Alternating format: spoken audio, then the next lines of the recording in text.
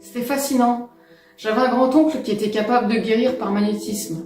Il approchait ses mains, il y avait une chaleur qui en sortait, et on voyait des guérisons qu'on ne pouvait pas expliquer. Par exemple, des fièvres qui tombaient en 1 heure. Il avait un pendule avec lequel il faisait de la divination, et quand on avait des soucis, on venait lui poser des questions, et souvent ce qu'il prédisait, ça arrivait. J'étais assez fascinée par tout ça, et moi aussi je voulais avoir ce genre de capacité, pour faire le bien, pour aider les autres. Un jour, j'ai pu lui demander « Est-ce que tu peux faire là, ça vient de Dieu ?» Et en fait, il m'a pas répondu clairement. Alors je me suis dit que j'allais devoir chercher la réponse par moi-même. Mais surtout, je voulais pas de dogme. Je voulais pas de religion. Je voulais être libre. Alors mon point de départ pour mes recherches, ça a été Internet et puis les librairies, au rayon spiritualité. Alors pendant 3 ans, je me suis intéressée au monde de l'invisible, à la spiritualité. Je me suis d'abord intéressée au magnétisme, au Reiki, à la méditation, et ensuite aux anges gardiens, aux êtres de lumière, aux guides, aux contacts qu'on pouvait avoir avec ces êtres, avec l'énergie, avec notre soi supérieur. Aussi, j'essayais d'avoir des réponses à travers le pendule, à travers parfois les cartes également. J'essayais de faire des sorties astrales, je m'intéressais aussi à la pensée positive. J'avais un tambour chamanique. Je m'intéressais également aux chakras, aux médecines alternatives, à la circulation de l'énergie dans le corps. Quand je ressentais des choses, j'étais heureuse, j'étais bien. Et après, quand je ressentais plus rien, j'étais frustrée, il y avait comme un grand vide. J'étais comme addict au ressenti. J'avais besoin de passer beaucoup de temps seule pour apprendre, pour méditer, pour m'ancrer. J'avais beaucoup de réponses. Nous sommes sur Terre pour expérimenter le bien et le mal. Nous nous réincarnons et au fur et à mesure de nos réincarnations, nous évoluons spirituellement. Dieu pour moi c'était juste un concept, je le renommais l'univers, la source, c'était comme une force impersonnelle et je disais tout est un. Et pour moi le but de la vie, c'était d'expérimenter ce divin en chacun de nous. Je me demandais souvent quelle était ma mission de vie et parfois même je consultais des médiums. Et il n'y a pas que des charlatans, il y a des gens capables de s'asseoir en face de vous et de vous dire ce que vous pensez, avant même que vous ayez dit quoi que ce soit. Alors j'obtenais des réponses, je savais où j'allais, et puis 2 mois plus tard c'était à nouveau des doutes. Je cherchais des signes partout où je pouvais en trouver, à travers des chiffres, à travers des symboles. En fait, j'avais tout un tas de connaissances, mais c'est comme s'il me manquait toujours quelque chose, comme s'il me manquait la dernière pièce du puzzle. Et puis, tous ces paradoxes. Malgré mes méditations, pour être calme, j'étais toujours stressée. Je me demandais comment rester dans l'amour et dans l'instant présent, comment véritablement lâcher prise. Pourquoi je progresse pas? Pourquoi il n'y a pas de véritable changement dans ma vie? Alors que je me posais toutes ces questions, je faisais un stage en France et là je rencontre une collègue d'origine argentine. On commence à parler de Dieu toutes les deux et puis elle m'offre un Nouveau Testament. J'étais touchée par son cadeau, je respectais ce livre. J'ai essayé de le lire, mais j'ai abandonné la lecture après quelques pages. Et puis, 6 mois plus tard, je voyage en Grèce pour un autre stage. Et là, je me lie d'amitié avec une étudiante d'origine lituanienne. Et sur sa demande, un grec m'offre un Nouveau Testament, en français. Donc 2 fois le Nouveau Testament tombe dans mes mains, en français, dans des pays différents, dans des circonstances très différentes. Et donc, je veux pas lutter contre le destin, alors je mets mes idées, mes clichés de côté, et je décide de le lire. En fait, à la base, je cherchais la sagesse qu'il y avait dedans. Et je voulais savoir quel était le lien entre Jésus et le magnétisme et les soins énergétiques. Je ne comprenais pas tout ce que je disais, mais j'étais contente d'en savoir plus sur Jésus, et je ne sais pas, la lecture me faisait du bien. En lisant les paroles de Jésus, je réalise que le christianisme ne se limite pas à tout ce que je pouvais voir en surface, comme le pape, Marie, les statues, les prières toutes faites. Et je découvre que Jésus n'est pas venu instaurer une religion, instaurer des traditions. Il est venu restaurer notre lien avec Dieu. Et Jésus nous enseignait à pas chercher à faire notre volonté, mais la volonté de Dieu. Et ça, pour moi, c'était contraire à tout ce que je lisais dans les enseignements spirituels, où il est toujours question de suivre son cœur, suivre sa vérité, suivre sa volonté, suivre son propre soi.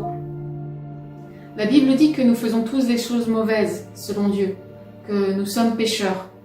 Et moi, quand j'entendais ça, pour moi, c'était que du négatif, c'était des paroles pour nous culpabiliser. Et je me disais, mais si quelque chose ne va pas en toi, tu as qu'à travailler sur toi-même pour le changer. Alors oui, on peut changer certaines choses, mais est-ce qu'on peut vraiment tout changer? Est-ce qu'on peut vraiment changer le fond de nous-mêmes? Et puis, j'ai reconnu que j'étais pas parfaite. Alors j'ai essayé, j'ai prié, juste 2 minutes. Alors j'ai dit, Jésus-Christ, viens me laver de mes péchés. Je veux que ma vie elle serve à faire ce qui est bon, ce qui est vrai, ce qui est juste. Enseigne-moi, montre-moi. J'ai fait juste cette petite prière. Et après, je suis passée à autre chose. J'ai été me coucher. Et le lendemain, c'était... waouh! Je ressens comme à la fois une présence et une puissance qui est comme à côté de moi, en moi et tout autour de moi. Et j'avais l'habitude de ressentir l'énergie au bout de mes doigts, mais là c'était comme comparer des étincelles avec un volcan en ébullition. Je me sentais comme une poussière à côté de cette présence et de cette puissance. Et elle pouvait m'enlever la vie à tout moment, mais elle ne le faisait pas, parce qu'elle m'aimait. Et puis en même temps, plus de stress en moi, plus cette espèce de poids que j'avais sur ses épaules. Et je ressens comme une paix au fond de moi. C'était incroyable. Et à ce moment-là, il n'y avait qu'un seul nom qui résonnait dans ma tête. Jésus. Je me demandais ce qui m'arrivait, et puis je me suis souvenu que j'avais prié la veille. Je me suis souvenu qui j'avais prié. Et là, le vide en moi était comblé. La pièce manquante du puzzle, la voilà. Ça a remis en question tout ce que je croyais. Ça veut dire que le message de l'évangile est réel. On a des péchés, et Jésus nous les pardonne gratuitement, et il peut nous donner une nouvelle vie, nous transformer. Et je me suis demandé, mais pourquoi personne dans la spiritualité m'a parlé de ça? La Bible est souvent vue de manière péjorative. Il y avait un verset qui me revenait en tête, une parole de Jésus qui dit « Celui qui s'élève sera abaissé, celui qui s'abaisse sera élevé ». Et là j'ai pris conscience que tout ce que j'avais cherché jusqu'à présent, c'était évoluer, c'était m'élever, à m'élever au-dessus de Dieu, à être mon propre Dieu. Jésus a dit également qu'il y aurait des faux miracles, des faux prodiges, des faux prophètes. Alors, en quoi j'ai cru jusqu'à présent? Et pourquoi? Si on crée la réalité avec nos pensées, alors pourquoi les plus belles choses qui me sont arrivées, j'ai jamais pu les imaginer?